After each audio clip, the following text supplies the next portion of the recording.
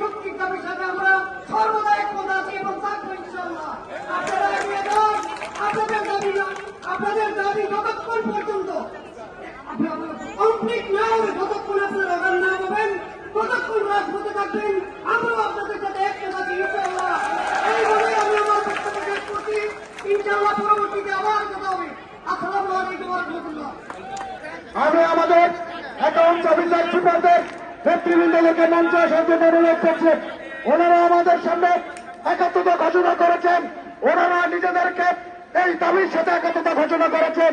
ওনাদের সাথে আমার যখনই কথা হয়েছে উনি আমাদের কথা বলেছেন সুপার অ্যাকাউন্টসের অডিটর কেউ কোনো ভেদাভেদ নেই, আমাদের দাবি একটাই, অনতিবিলম্বে 10ম গ্রেড বাস্তবায়ন।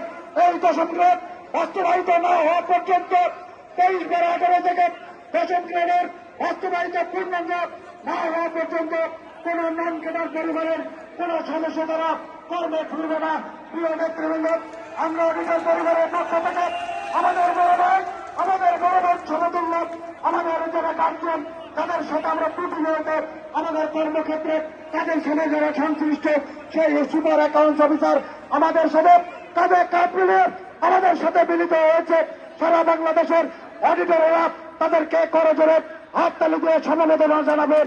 প্রিয় নেতৃবৃন্দ, আমরা স্লোগান দিতে চাই, নন ক্যাডার ভাই ভাই, 10ম গ্রেডের চেয়ে চাই, আর কোনো দাবি নাই।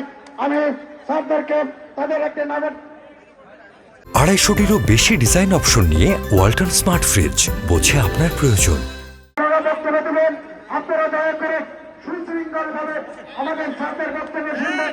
আমরা সবাইকে আমাদের সমস্ত নেতৃবৃন্দরা সুশৃঙ্খল ভাবে আপনার সাথে সাথে বক্তব্যগুলো শুরু করবেন।